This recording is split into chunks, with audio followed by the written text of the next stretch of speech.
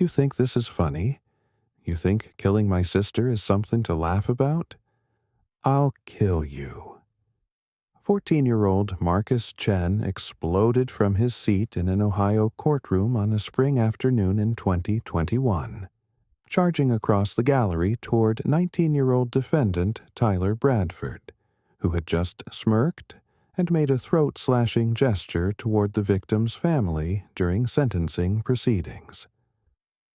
Marcus, propelled by 18 months of accumulated grief and rage over the murder of his 17-year-old sister Jade Chen, managed to land several punches before bailiffs could pull him away from Tyler, whose mocking demeanor instantly transformed into shock and fear as he was attacked by his victim's younger brother. The violent outburst, captured on courtroom video and witnessed by dozens of spectators including Jade's devastated parents, came at the precise moment when Judge Robert Morrison was preparing to sentence Tyler to life imprisonment for the brutal murder of Jade, whom he had strangled to death after she rejected his romantic advances. Throughout the 3-week trial, Tyler had displayed behavior that progressively enraged everyone in the courtroom, smirking during witness testimony, yawning during the medical examiner's description of Jade's injuries, whispering jokes to his attorney during victim impact statements, and maintaining an attitude of complete indifference to the suffering his actions had caused. His final gesture of contempt toward Jade's family, performed in the moment he should have been showing remorse, proved to be the breaking point for Marcus, whose attack in court would result in his own legal consequences, but would also provide a visceral manifestation of the rage and pain that Tyler's callousness had inflicted on those who loved Jade. Before we continue with this deeply troubling case, I'd like to ask you to subscribe to our channel if you haven't already. Let us know in the comments where you're watching from as we explore this case of teen murder, courtroom violence, and the devastating impact of a killer's complete lack of remorse on a grieving family. The city of Westbrook, Ohio, population approximately 45,000, sat in the suburban sprawl between Cleveland and Akron, representing the kind of middle-class community where families settled for good schools, safe neighborhoods, and proximity to urban employment without the costs and challenges of city living. Westbrook's downtown area featured a mix of local businesses and chain retailers, while residential neighborhoods consisted primarily of modest single-family homes built between the 1970s and 2000s. The community was diverse both economically and racially, with working-class families living alongside more affluent professionals, and with significant Asian American and Hispanic populations alongside white and black residents. It was a place where violent crime was relatively uncommon, where high schools competed in regional athletics and academics, and where the murder of a teenage girl by a classmate was shocking enough to dominate local news for months. The Chen family had lived in Westbrook for 15 years, having moved there in 2006 when parents David and Susan Chen relocated from California for David's engineering position at a manufacturing firm in Cleveland. The family, David, Susan, their daughter Jade, and younger son Marcus, had built a comfortable life in Westbrook, putting down roots in the community, making friends, and creating the kind of stable home environment that many immigrant families work generations to achieve. What occurred on the night of November 12, 2019, would destroy that stability forever and transform the Chens from a typical suburban family into grieving survivors navigating the criminal justice system while processing devastating loss. Jade Michelle Chen was 17 years old when Tyler Bradford murdered her. A senior at Westbrook High School, Jade represented the kind of academically accomplished, socially engaged teenager who seemed destined for success and who made her parents' immigrant story feel validated through her achievements. With a 4.2 weighted GPA, leadership positions in student government and debate team, and acceptance letters from several prestigious universities including UC Berkeley and Northwestern, Jade had been on track to fulfill the educational aspirations that her parents had worked so hard to make possible. Jade's personality was described consistently by friends, teachers, and family members as driven but also genuinely kind, competitive but also collaborative, ambitious but also grounded in relationships and community. Her AP English teacher, Mrs. Patricia Williams, would later testify that Jade had been one of the most intellectually curious students she had encountered in 20 years of teaching.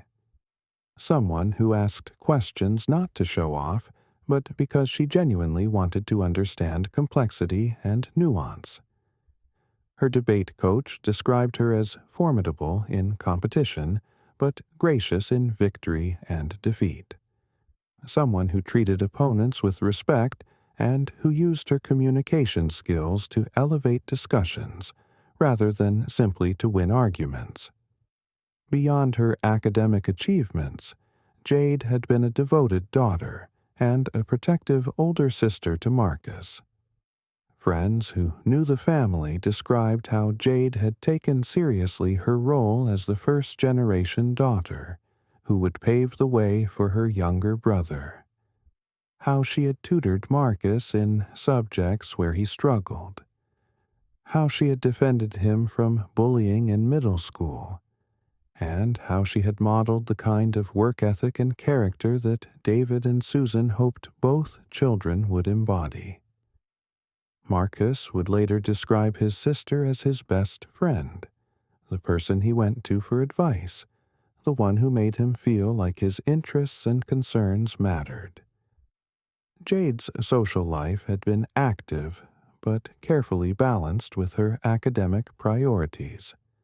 She had a close group of friends, had dated casually, but had never been in a serious relationship, and had been looking forward to college as an opportunity to explore romantic relationships more seriously once she felt more established in her academic path.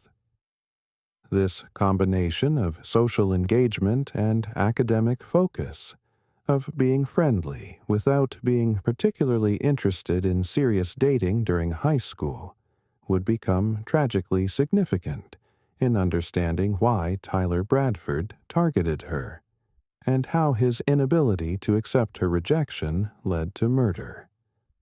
In the weeks before her death, Jade had been managing the typical senior year challenges of completing college applications, maintaining her grades, and planning for life after high school. Her journal, discovered after her death and submitted as evidence during trial, revealed a teenager excited about her future, but also anxious about leaving her family and about living up to the expectations she had internalized. An entry from October 2019, 1 month before her murder, read, "I got my acceptance from Berkeley today. Mom and Dad were so proud they actually cried. This is what they came to America for, to give me and Marcus opportunities they never had. I'm excited, but also scared. What if I'm not as smart as everyone thinks? What if I get there and realize I don't actually belong?" Another entry from early November, just days before her death, showed Jade dealing with unwanted romantic attention that would ultimately prove deadly. "Tyler Bradford asked me out again today. This is the third time I've said no, and he won't take the hint. He cornered me after debate practice and got really intense about how we would be perfect together, and how I was making a mistake by not giving him a chance. I tried to be nice about it, but firm. I told him I wasn't interested in dating anyone right now and that I valued our friendship but didn't see him romantically. He looked really angry when I said it, like I'd insulted him rather than just declined a date. Sarah said I should report it to a counselor, but I don't want to make a big deal out of it. He'll get over it eventually. This entry, read aloud during trial by the prosecutor, would reduce Jade's parents to uncontrollable sobbing and would provide chilling evidence that Jade had recognized Tyler's persistence as concerning, but had underestimated the danger he posed. The failure of school systems to adequately address unwanted romantic pursuit, to teach teenagers that no is a complete sentence requiring no further explanation, and to protect students from peers who refuse to accept rejection became a secondary tragedy that compounded the primary tragedy of Jade's murder. Jade's final day, November 12, 2019, had been a Tuesday and had followed her typical pattern. She had attended all her classes, had participated in a debate team practice after school, and had stayed late at the school library working on college essays with friends. Her text messages from that evening, sent to friends and to Marcus between 6 p.m. and 8:30 p.m., discussed homework, made plans for the upcoming weekend, and showed no indication that she felt in danger or that she anticipated any problems walking to her car in the school parking lot, as she had done hundreds of times before. Jade's death, and the circumstances in which she died, would be reconstructed through forensic evidence, witness testimony, and Tyler Bradford's own eventual confession. But before examining that terrible night in detail, it is essential to understand who Tyler Bradford was, how he had developed into a teenager capable of such violence, and whether the warning signs that seem obvious in retrospect were truly visible to those around him at the time. Tyler James Bradford was 19 years old when he murdered Jade Chen. He had turned 19 in October 2019, making him older than most of his senior year classmates due to having been held back in third grade for academic reasons. As one of the older students in his grade, Tyler had sometimes used his age and physical size to intimidate younger students, though this behavior had rarely resulted in serious disciplinary consequences that might have identified him as potentially dangerous. Tyler had grown up in Westbrook as the only child of divorced parents who had separated when he was 6 years old. His mother, Karen Bradford, worked as a nurse at a local hospital and had raised Tyler primarily alone after his father, James Bradford, had relocated to Arizona following the divorce and had maintained only sporadic contact with his son. By all accounts, Karen had worked hard to provide for Tyler and to create a stable home despite being a single parent, managing demanding work schedules. However, evidence would emerge suggesting that Karen had struggled to set appropriate boundaries with Tyler, had tended to excuse his misbehavior rather than holding him accountable, and had dismissed concerns raised by teachers and others as unfair attacks on her son. School records that became evidence during trial documented concerning behavior beginning in elementary school. Teachers noted that Tyler had difficulty accepting criticism, reacted with disproportionate anger when corrected or disciplined, and showed a pattern of blaming others for his own mistakes. multiple incident reports from middle school documented Tyler bullying smaller students, making inappropriate sexual comments to female classmates, and responding to authority with defiance rather than compliance. These warning signs had prompted recommendations for psychological evaluation and behavioral intervention. Recommendations that Karen had largely resisted as attempts to label her son rather than genuine concerns about his development. A psychological evaluation conducted when Tyler was 13, obtained through court order during trial, revealed significant findings that had been ignored by his mother and inadequately addressed by school systems. The evaluating psychologist had identified features consistent with narcissistic personality traits, including grandiose sense of self-importance, lack of empathy, and excessive need for admiration. Most significantly, the evaluation had noted the student demonstrates concerning attitudes toward females, viewing them as either objects for his gratification or as sources of rejection requiring retaliation. He expresses anger at girls who don't respond to his romantic interest and has difficulty accepting that others have agency to reject him. Without intervention addressing these attitudes and his lack of empathy, there is risk of escalation to more serious acting out in adolescence. This evaluation had included recommendations for intensive therapy focused on developing empathy, addressing his attitudes toward relationships, and learning to manage rejection and disappointment.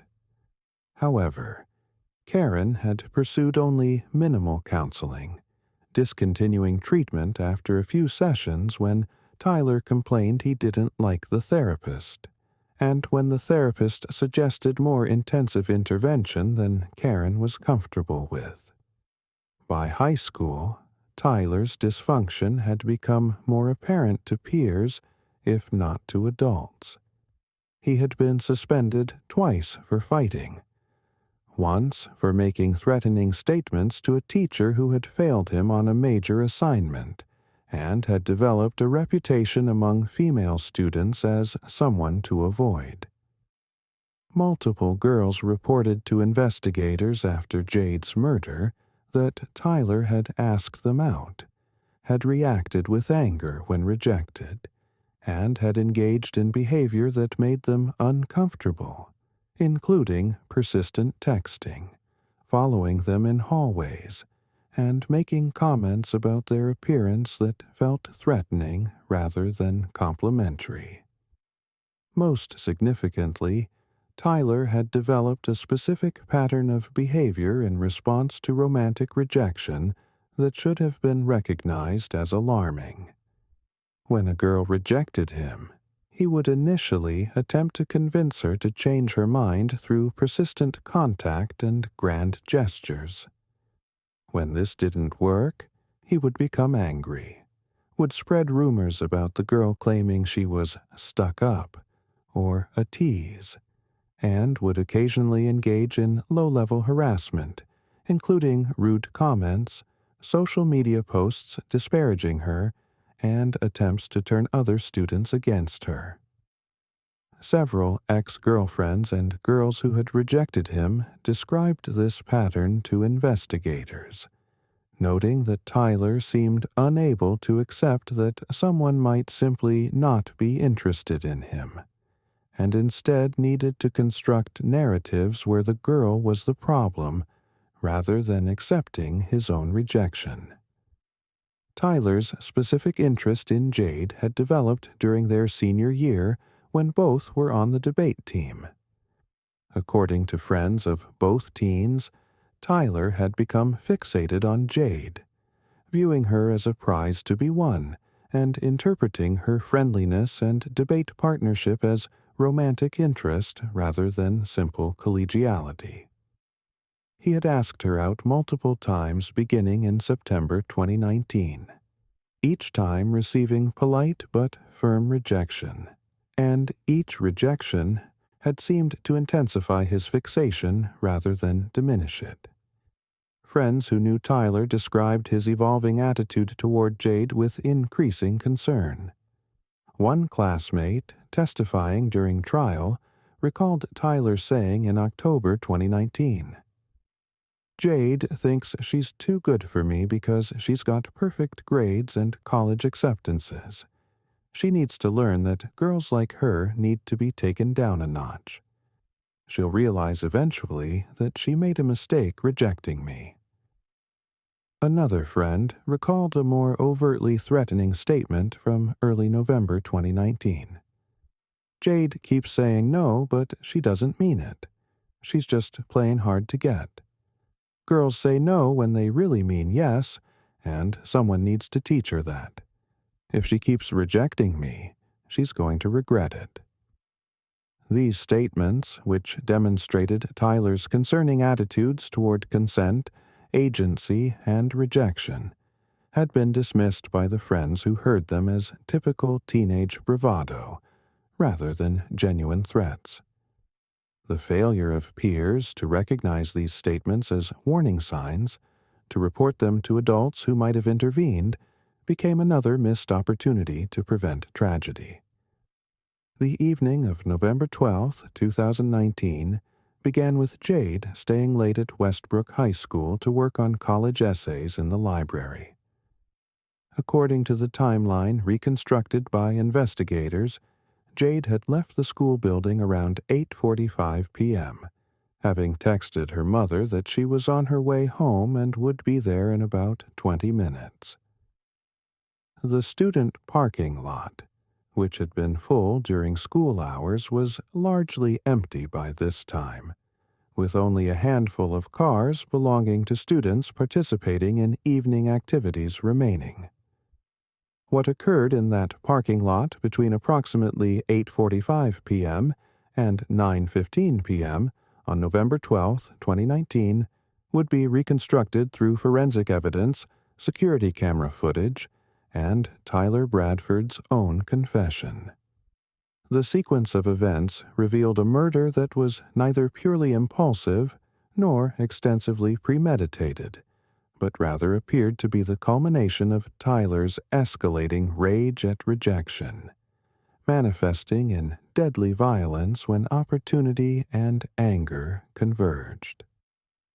Tyler had been waiting in the parking lot, having learned from other debate team members that Jade would be staying late at school. According to his later confession, he had initially intended to talk to her one more time about giving him a chance, believing that he could convince her if he could just get her alone without her friends around. This framing that he needed to get her alone, that her friends were somehow preventing her from seeing him clearly, revealed Tyler's complete inability to accept that Jade's rejection was genuine and autonomous, rather than influenced by external factors. Security camera footage from the school's exterior cameras, while grainy and partially obstructed, captured the beginning of the encounter. The video showed Jade walking to her car, a small sedan parked in a relatively isolated area of the lot. Tyler approached her from between vehicles, appearing to start what looked like a conversation.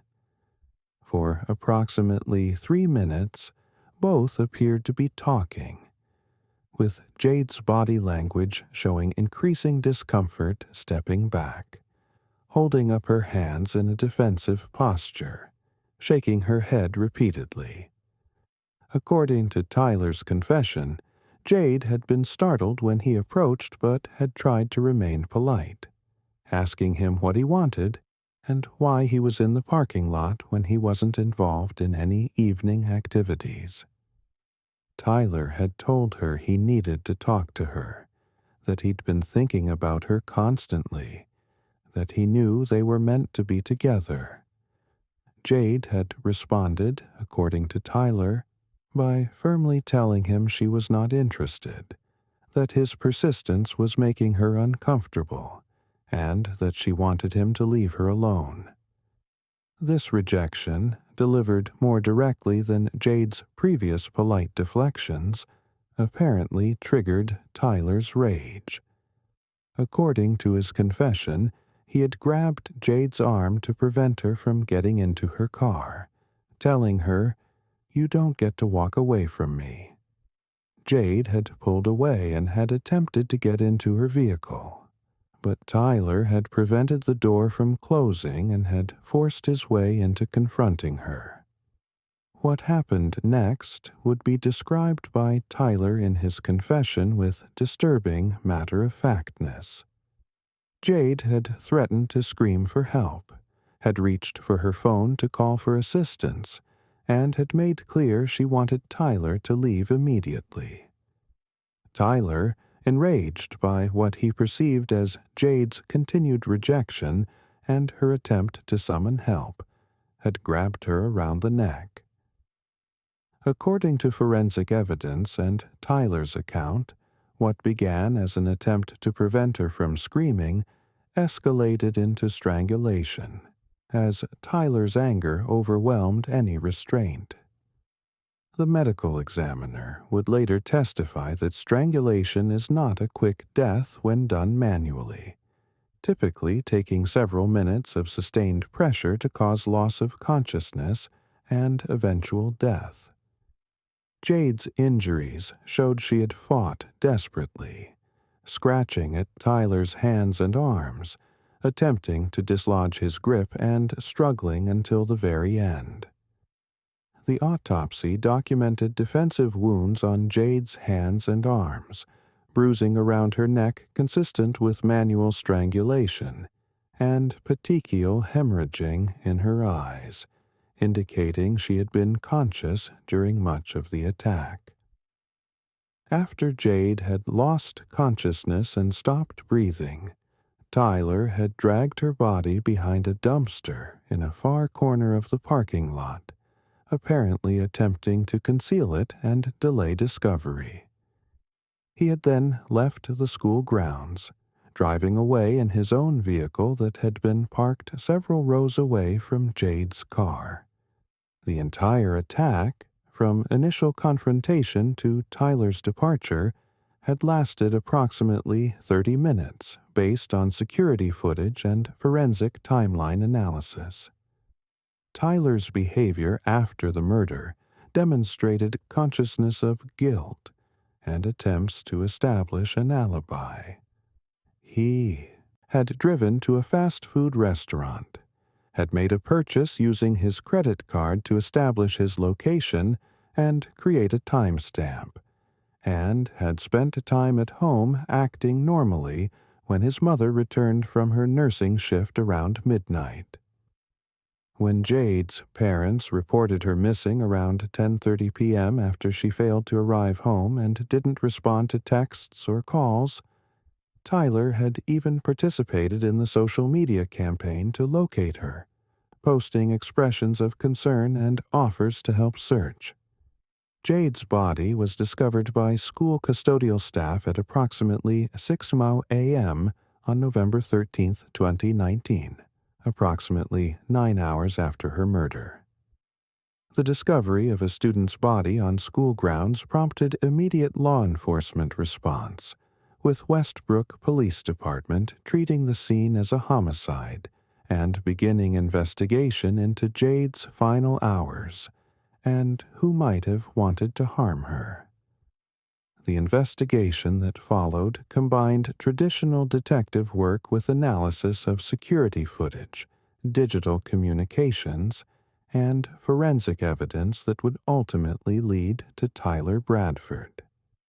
Detective Sarah Martinez of the Westbrook Police Department, the lead investigator assigned to the case, began by interviewing Jade's friends, family, and classmates to establish her movements, her relationships, and anyone who might have had motive to harm her. Multiple students immediately mentioned Tyler Bradford's persistent, unwanted attention toward Jade. his angry reactions to her rejections, and his threatening statements in the weeks before her death. This information, combined with security footage showing Tyler approaching Jade in the parking lot shortly before she was killed, made him an immediate person of interest. When investigators attempted to contact Tyler at school on November 13th to ask routine questions about when he had last seen Jade, his nervous behavior and inconsistent statements heightened suspicions. The forensic evidence collected from Jade's body and from the crime scene provided crucial physical evidence linking Tyler to the murder. Defensive wounds on Jade's hands had captured skin cells and DNA from her attacker under her fingernails, where she had scratched at his hands during the strangulation. This DNA would ultimately match Tyler's profile. Additionally, Tyler had scratches on his hands and forearms that he would claim came from his cat, but which forensic analysis showed were consistent with human fingernail scratches rather than animal claws. Most significantly, security footage from the school parking lot, while not capturing the actual murder, showed Tyler approaching Jade and engaging with her during the time frame when she was killed. The footage showed Tyler's vehicle leaving the parking lot at approximately 9:15 p.m., shortly after Jade had stopped responding to her mother's texts. This visual evidence, combined with witness statements about Tyler's obsession with Jade, created a compelling narrative that he had been present when she died. The interrogation of Tyler Bradford, conducted on November 14, 2019, initially without attorney representation as Tyler agreed to speak with detectives believing he could talk his way out of suspicion, would provide the confession that sealed his fate. Detective Martinez, an experienced investigator who had dealt with numerous homicide cases, approached the interview with strategic awareness of Tyler's narcissistic personality traits and his need to control narratives about himself. Martinez began by allowing Tyler to explain his relationship with Jade, giving him opportunity to present himself favorably before confronting him with contradictory evidence.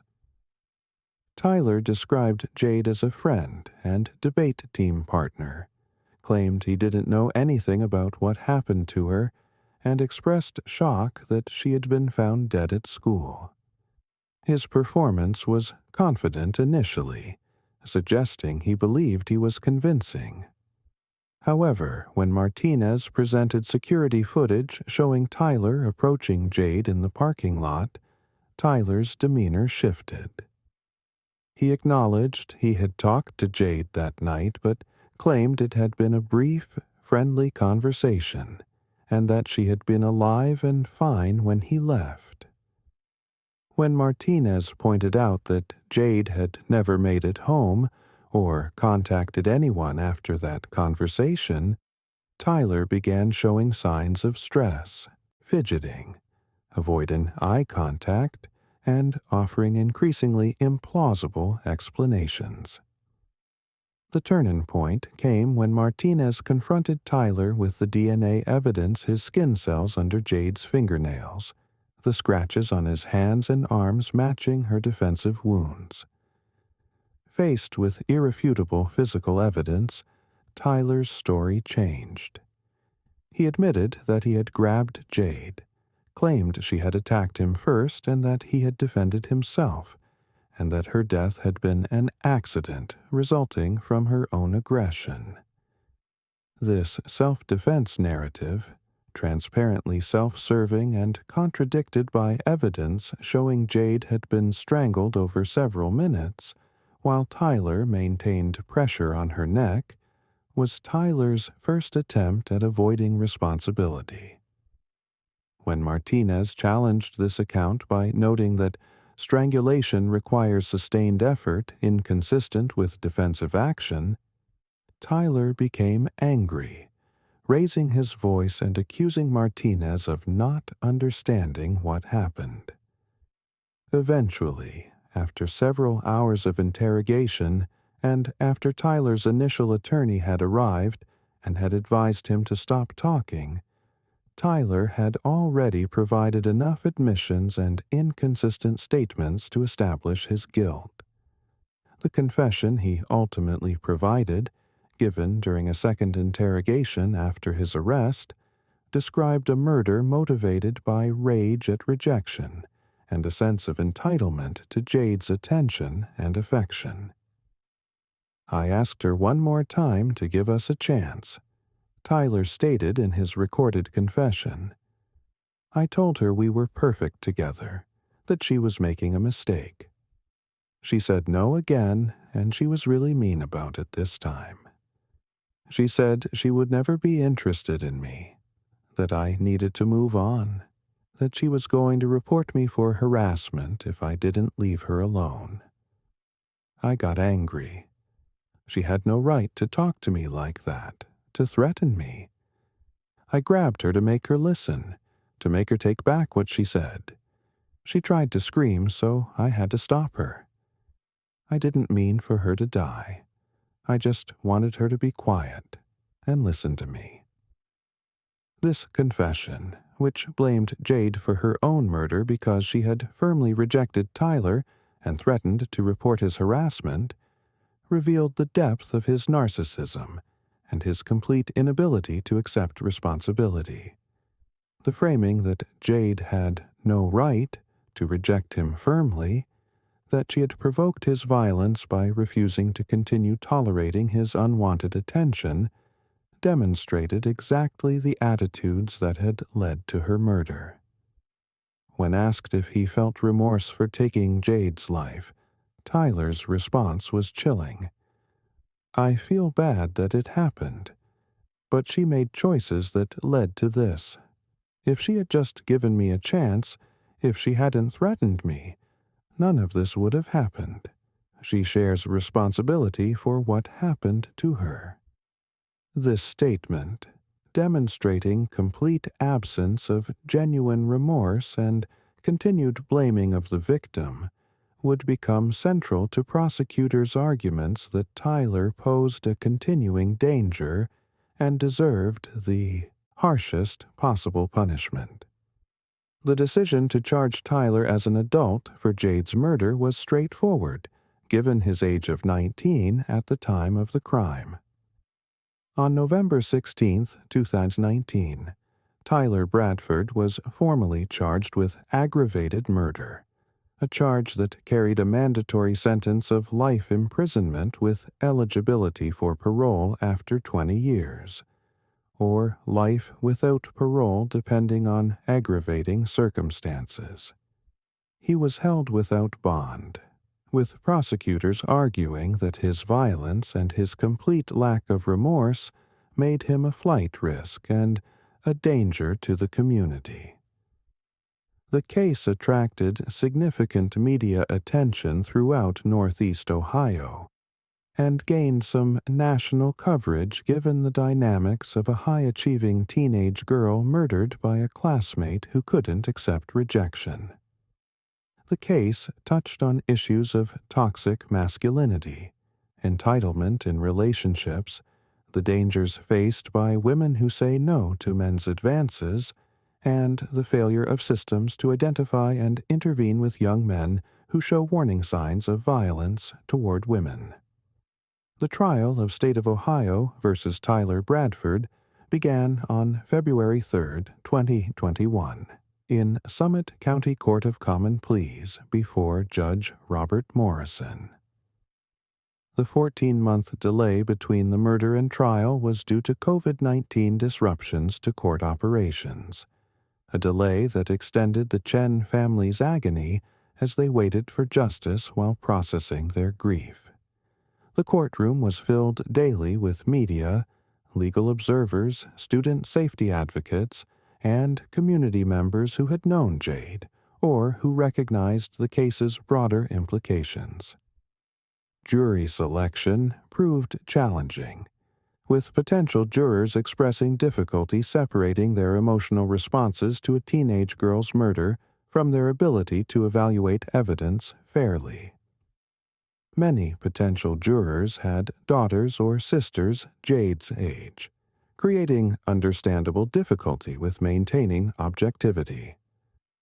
After 2 weeks of careful examination, a jury of 8 women and 4 men was seated, all of whom had affirmed their ability to consider the evidence fairly despite the case's emotional difficulty. Lead prosecutor James Wilson opened the trial by immediately addressing the dynamics of rejection, entitlement, and violence. Ladies and gentlemen, this case is about what happens when a young man believes he is entitled to a young woman's affection, and believes he has the right to punish her when she says no. Tyler Bradford asked Jade Chen out multiple times. Each time she said no. She had every right to say no. No one owes anyone else romantic interest or relationship. But Tyler Bradford could not accept that basic truth. He believed Jade's rejection was an insult requiring retaliation. So he waited for her in a parking lot, confronted her one final time, and when she said no again, he strangled her to death. Wilson displayed photographs of Jade on the courtroom screen smiling in her school photo, receiving an academic award, with her family at a celebration. Jade Chen was 17 years old. She had her whole life ahead of her college at Berkeley, a career, relationships on her own terms, a family someday. Tyler Bradford took all of that away because she wouldn't date him. The evidence will show you premeditated murder. Tyler waited for Jade, confronted her intentionally, and killed her when she maintained her right to reject him. We will ask you to find Tyler Bradford guilty of aggravated murder. Defense Attorney Michael Chen, no relation to the victim's family. A public defender with extensive experience in homicide cases, faced the enormous challenge of defending a client who had confessed and whose lack of remorse made him deeply unsympathetic. Chen's opening strategy focused on arguing for a lesser charge than aggravated murder, claiming the killing had been impulsive rather than premeditated. Members of the jury, you are going to hear about a terrible tragedy. Jade Chen is dead, and Tyler Bradford caused her death. This is not in dispute. But what you must determine is whether this was aggravated murder requiring life without parole, or whether this was a terrible decision made in a moment of anger without premeditation. The evidence will show that Tyler did not go to that parking lot intending to kill Jade. He went to talk to her. The confrontation escalated in ways Tyler did not anticipate and could not control. Yes, he must be held accountable, but the charge should reflect the reality of what happened, a tragedy resulting from poor decisions and uncontrolled anger, not a calculated murder. This defense strategy, which essentially conceded guilt while arguing about the degree of murder, was Chen's only viable approach given the evidence. However, prosecutors would effectively demonstrate that Tyler's decision to wait for Jade alone in a parking lot, combined with his statements about needing to teach her a lesson, constituted sufficient premeditation for aggravated murder charges. The prosecution's case unfolded over 3 weeks, with witnesses and evidence creating a comprehensive portrait of Tyler's obsession, his escalating threats, and the calculated nature of his final confrontation with Jade. The testimony began with Jade's friends describing her character, her academic achievements, and Tyler's unwanted pursuit. Madison Foster, Jade's best friend, provided heartbreaking testimony about Jade's discomfort with Tyler's attention and her attempts to handle the situation. Jade told me Tyler asked her out constantly. Madison testified through tears. She always said no nicely, trying not to hurt his feelings, but he wouldn't accept it. He would follow her in the hallways, would show up places where he knew she'd be, would text her even after she asked him to stop. She was starting to get really scared, but she didn't want to make a big deal about it. She kept saying he would eventually get over it and move on. She didn't realize how dangerous he was.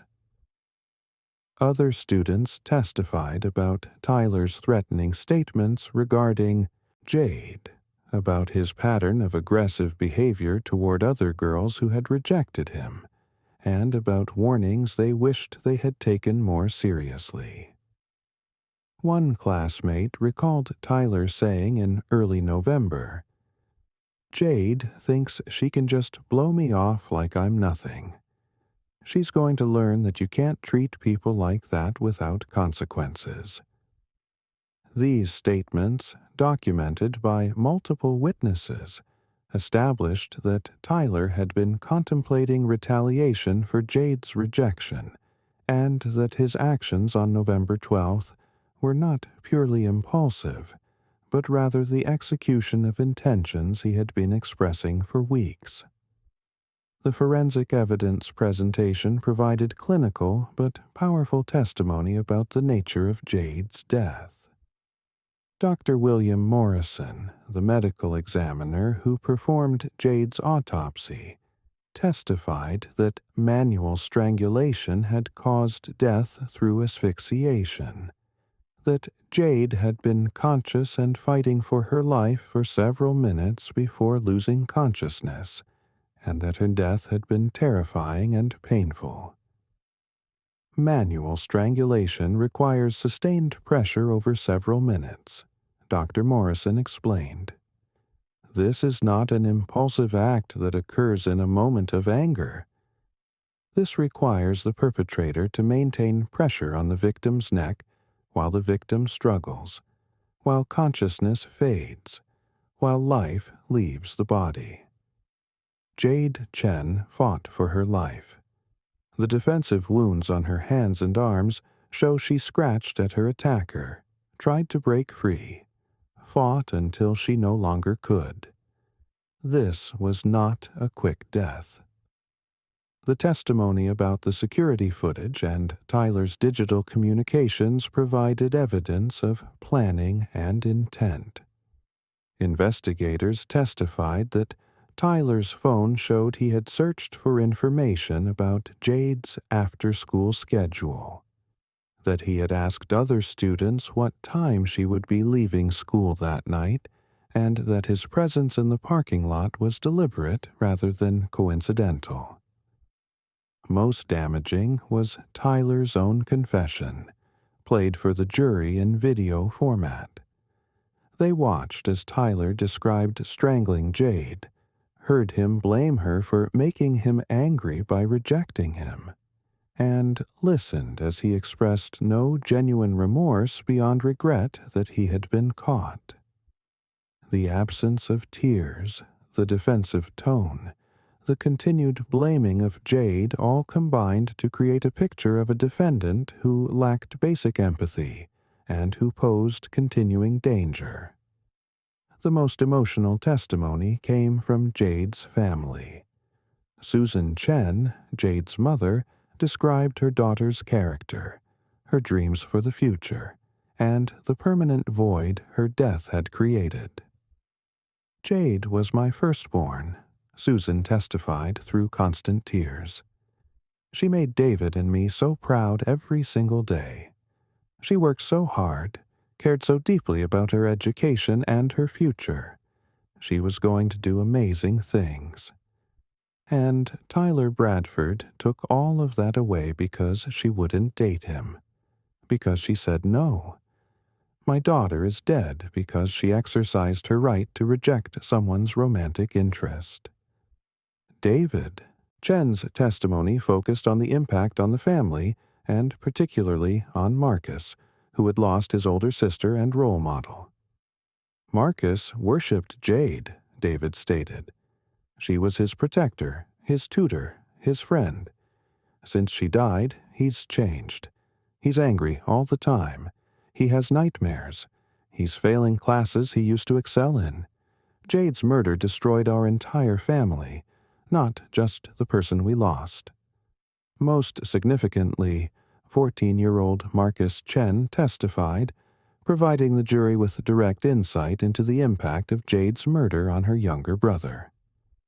Marcus described his relationship with his sister, his grief over her death, and his rage at Tyler Bradford for taking her away. "Jade was my best friend," Marcus testified, his voice shaking with emotion. "She helped me with homework, defended me from bullies, made me feel like I could accomplish anything. When she died, I felt like part of me died too. And the worst part is that she died for no reason. She died because Tyler Bradford couldn't handle being told no. He's a coward and a monster, and I hate him for what he did to my sister and my family." This testimony, delivered with raw emotion, provided powerful evidence of the impact of Tyler's actions and set the stage for what would occur during sentencing, when Marcus's rage would manifest in physical violence.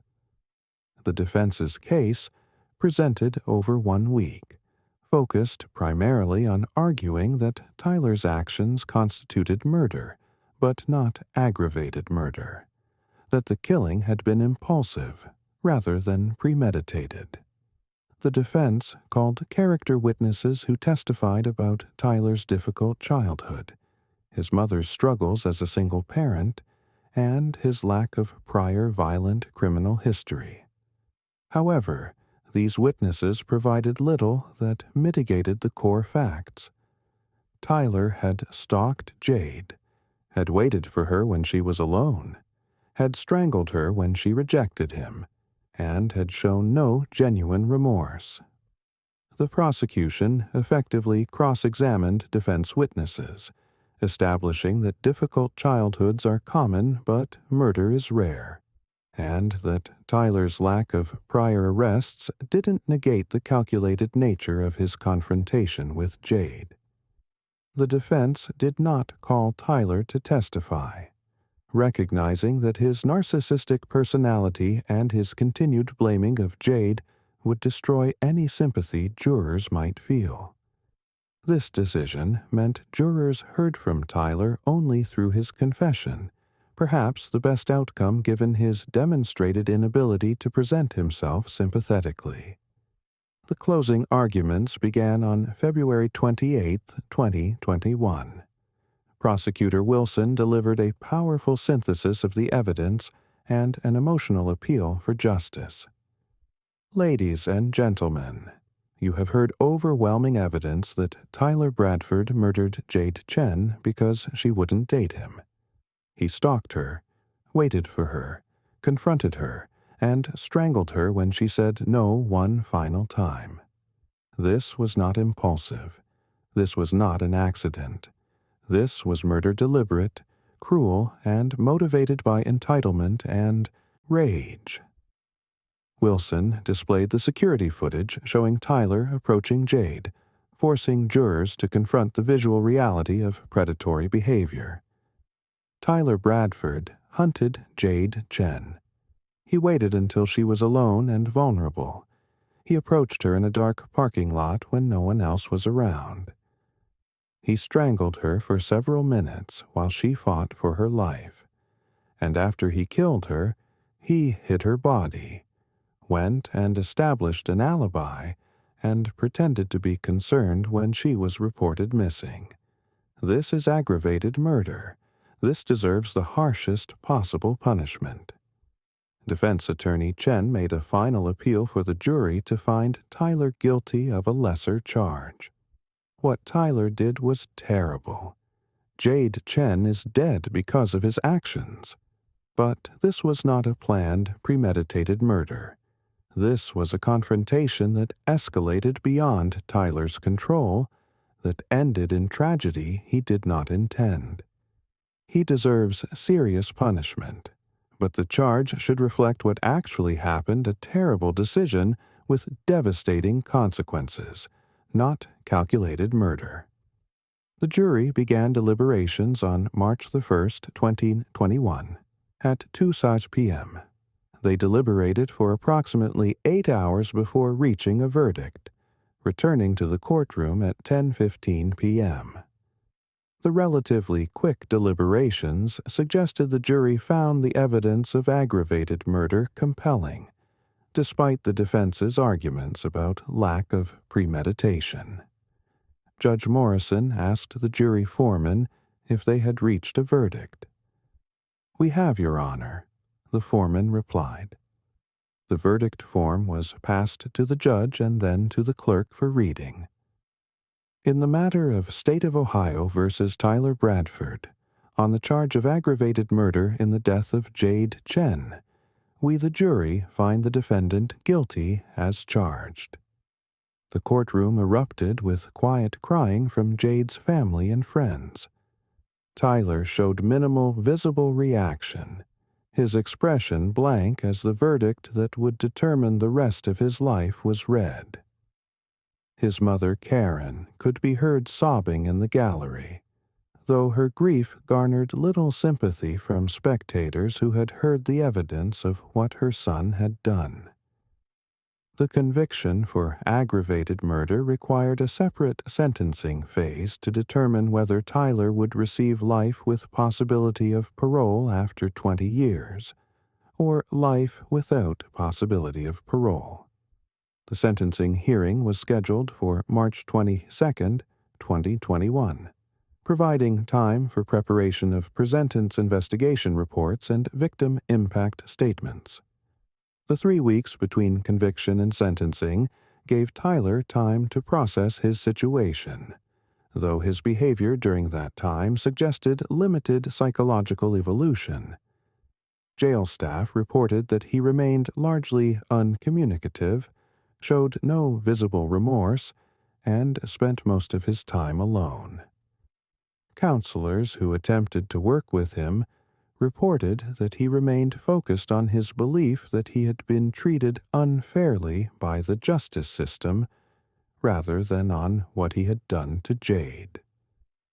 The sentencing hearing on March 22, 2021, began with victim impact statements from Jade's family, friends, and community members.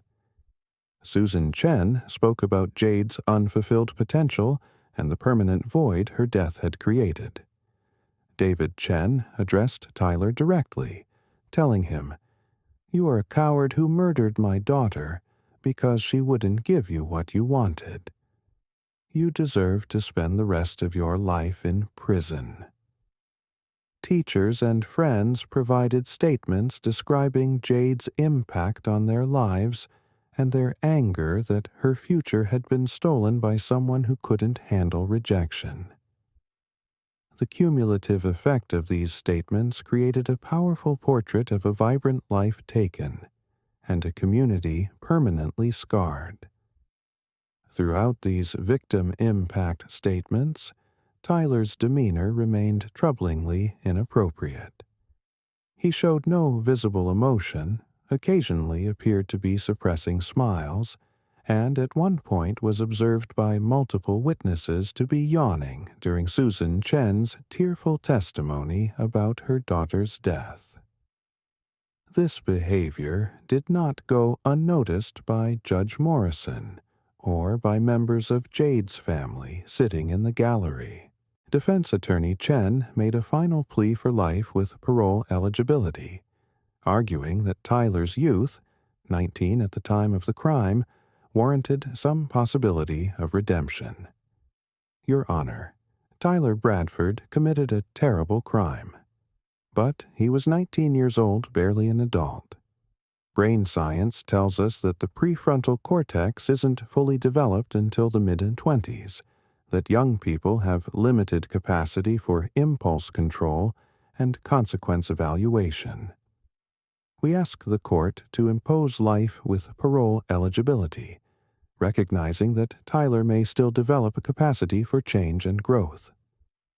Prosecutor Wilson countered by emphasizing that Tyler's age could not excuse the calculated nature of his crime or his complete absence of remorse. Your Honor, Ohio law permits life without parole for aggravated murder. Tyler Bradford stalked and murdered Jade Chen. He has shown no genuine remorse. Even now, during victim impact statements, he has appeared indifferent, even amused. He poses a continuing danger to society, particularly to women. Life without parole is the only appropriate sentence. Before pronouncing sentence, Judge Morrison offered Tyler an opportunity to address the court. What followed was a statement that would trigger the violent outburst that shocked everyone present. Tyler rose from his seat and began reading from a prepared statement that his attorney had clearly helped him write. I know I made a terrible mistake, Tyler began, his voice flat and his words sounding rehearsed. I took Jade Chen's life and I can't undo that. I wish things had turned out differently. This statement, while technically expressing regret, notably failed to take direct responsibility or to express genuine remorse. Tyler then departed from his prepared remarks in ways that revealed his true mindset. But I want to say that this whole situation has been blown out of proportion. Yes, Jade died, but it's not like I planned to kill her. Things just got out of hand. And I don't think it's fair that my whole life should be destroyed because of one mistake. I'm 20 years old now. I have my whole life ahead of me.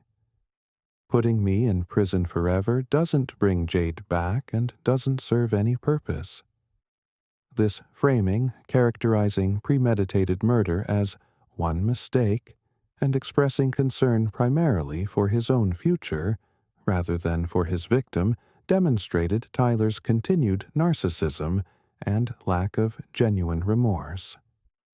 Judge Morrison interrupted, warning Tyler that his statement was inappropriate and that he should return to his prepared remarks or stop speaking.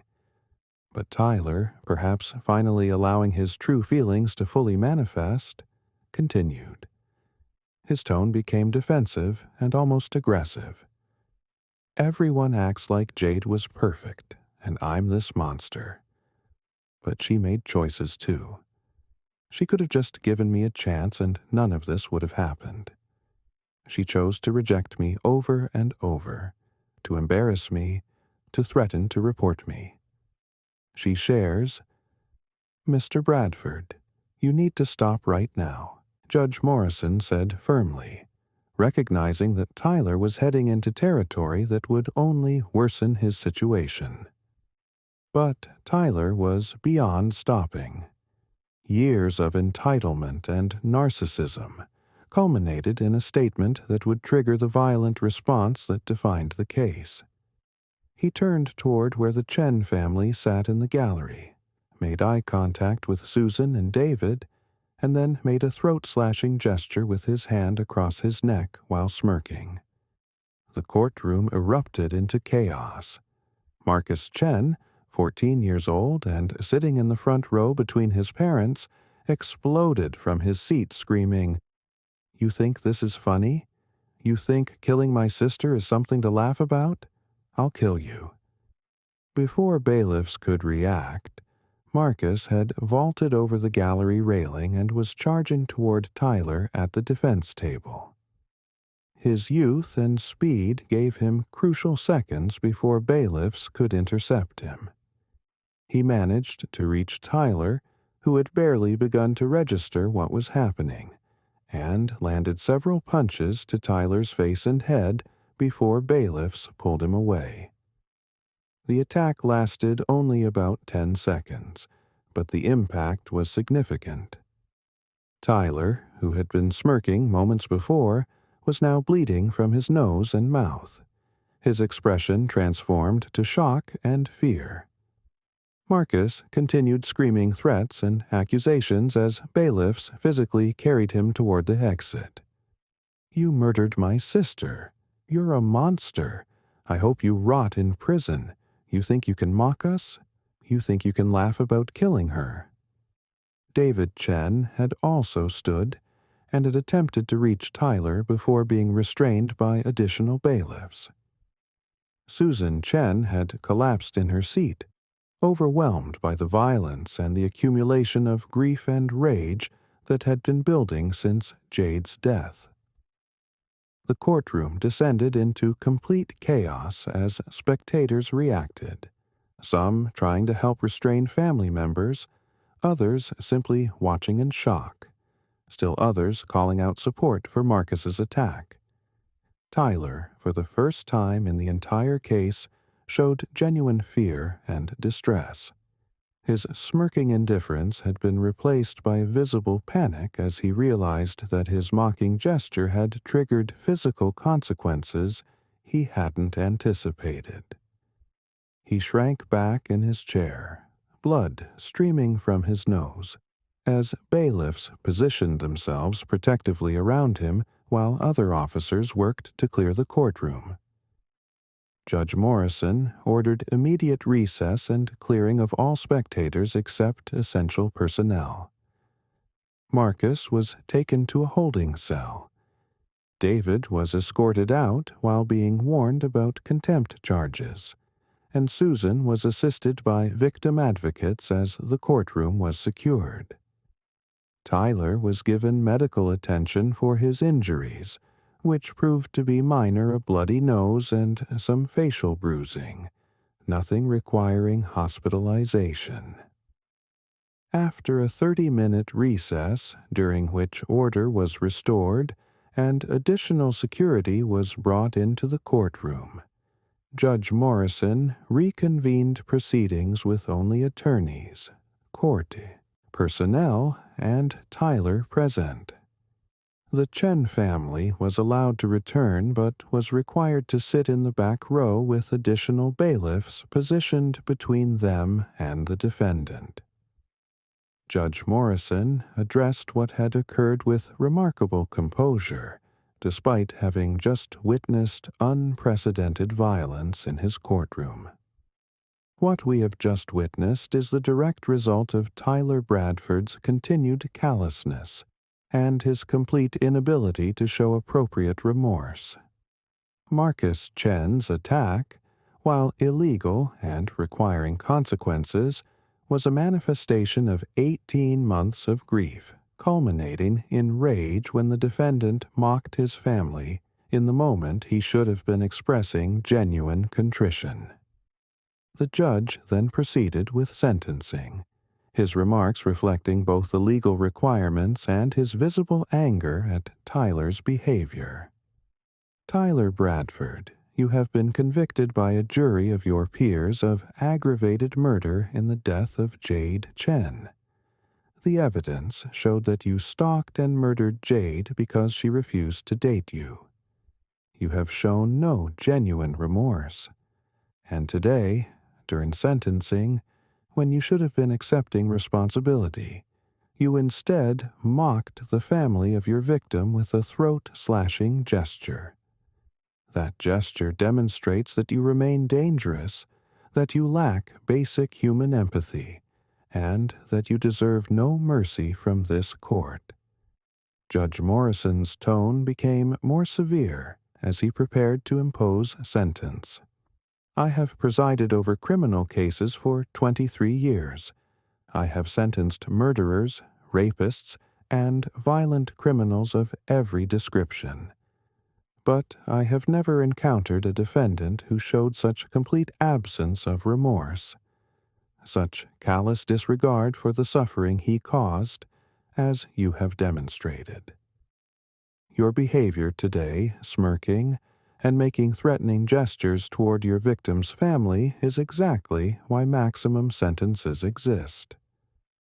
The judge then pronounced the formal sentence: "Tyler Bradford, for the aggravated murder of Jade Chen. This court sentences you to life imprisonment without possibility of parole. You will spend the remainder of your life in prison with no possibility of release. You will die in prison, and that is exactly what you deserve. Judge Morrison concluded with words that captured the case's full dimensions. You took Jade Chen's life because she wouldn't date you. You transformed a teenage girl's fundamental right to say no into a capital offense in your mind. You have shown no genuine remorse, only concern for yourself. And today you added insult to injury by mocking the family you destroyed. You are precisely the kind of defendant for whom life without parole exists someone who poses a continuing danger, who lacks capacity for change, and who has forfeited any claim to eventual freedom through the calculated nature of your crime and your complete absence of human empathy. As Tyler was led from the courtroom to begin serving his sentence of life without parole, his expression showed a mix of shock and fear that suggested some dawning recognition of what life imprisonment actually meant. The courtroom remained largely silent, the weight of the life sentence and the earlier violent outburst leaving everyone emotionally exhausted. The aftermath of Tyler Bradford's sentencing created multiple ripples.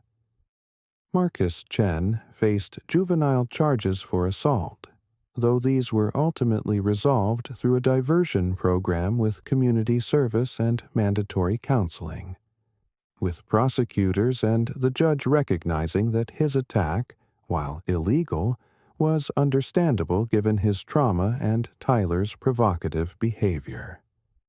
The prosecutor told the court, Marcus Chen should not have attacked the defendant, but Tyler Bradford created the circumstances that triggered that attack through his mocking gesture. Marcus has suffered enough. Additional punishment serves no purpose. David Chen was warned about contempt but faced no formal charges, with Judge Morrison acknowledging that any parent would have reacted similarly to seeing their child's killer mock their family. The judge's leniency in both cases reflected recognition that Tyler's behavior had been deliberately provocative, and that the justice system should show mercy to traumatized family members even when they briefly lose control. Tyler began serving his life sentence without parole at a maximum security facility in Ohio, where he was placed in protective custody due to his crime and his youth. Prison records from his first years described him as a difficult inmate who resisted programming, who had multiple disciplinary infractions for rules violations and conflicts with staff, and who continued to show minimal genuine remorse for his crime. Psychological evaluations conducted during his incarceration documented minimal change in Tyler's narcissistic personality features or his capacity for empathy. A 2022 evaluation noted, the inmate continues to demonstrate external locus of control, blaming his victim for his actions and minimizing his responsibility. He expresses anger about his sentence rather than remorse for his crime. He describes the courtroom attack by the victim's brother as evidence that he is the real victim in this situation. Prognosis for meaningful rehabilitation remains extremely poor. The question of whether Tyler would ever develop genuine understanding of what he had done remained open, though most experts who examined his case believed his narcissistic personality structure made significant psychological growth unlikely. He would spend the rest of his life in prison, aging from a young man in his 20s through middle age and eventually old age, all within prison walls, as consequences for the murder he committed at 19 and the callousness he displayed throughout his trial and sentencing. The Chen family's grief remained profound and permanent. Susan and David both required ongoing therapy to process the trauma of losing Jade and witnessing the justice process. Marcus struggled for years with anger management issues, depression, and complicated feelings about his courtroom attack on Tyler. While he intellectually understood that violence wasn't the answer, he also felt that his attack had been the only moment in the entire case when Tyler had shown genuine fear and when consequences had felt real and immediate. "I know I shouldn't have attacked him," Marcus told a therapist in 2022. "I know violence is wrong. But in that moment when he smirked at us and made that gesture, I couldn't control myself. And honestly, I'm not sorry I hit him. It's the only time he looked scared. It's the only time he stopped acting like he was in control. I wish I hadn't done it because it got me in trouble and probably hurt my family more. But I can't say I regret making him feel some of the fear that Jade must have felt." The Jade Chen Memorial Scholarship was established by Westbrook High School and by UC Berkeley, providing annual awards to students who demonstrated Jade's combination of academic excellence, leadership, and commitment to their communities. The scholarship kept Jade's memory alive and ensured that her legacy would continue impacting lives even after her death. The case raised national discussions about violence against women who reject romantic advances, about the entitlement that underlies such violence, and about how to identify and intervene with young men who show warning signs of dangerous attitudes toward women and relationships. The case became a touchstone in discussions about consent education, about the importance of teaching that no is a complete sentence, and about creating cultures where rejection is accepted as a normal part of human interaction rather than as an insult requiring retaliation. Teen dating violence prevention programs began using the case as an example of how obsession and entitlement can escalate to murder, teaching students to recognize warning signs in their peers and in themselves. The case prompted discussions in schools about how to report concerning behavior by classmates, about taking persistent unwanted attention seriously rather than dismissing it as boys being boys, and about creating environments where students feel safe rejecting romantic interest without fear of retaliation. The courtroom attack by Marcus became one of the most dramatic examples in recent legal history of how a defendant's mockery of victims' families can trigger violence even in controlled settings. Legal analysts noted that Tyler's throat-slashing gesture, done in the moment he should have been showing remorse, demonstrated such profound disrespect and callousness that Marcus's violent response, while legally inappropriate, was emotionally understandable to anyone who witnessed the provocation. The video of Tyler's gesture and Marcus's subsequent attack, while not released publicly out of respect for the Chen family, became widely discussed in legal communities as an example of how defendants can create dangerous situations through their own behavior, even in supposedly secure courtrooms. The incident prompted reviews of courtroom security protocols, particularly regarding how to handle defendants who show patterns of provocative behavior toward victims' families. Tyler Bradford's case stood as a grim testament to the dangers of male entitlement, to the deadly consequences when men believe they have a right to women's affection and attention, and to the permanent damage caused by violence rooted in inability to accept rejection. Jade Chen had died for exercising a fundamental human right, the right to say no to romantic interest.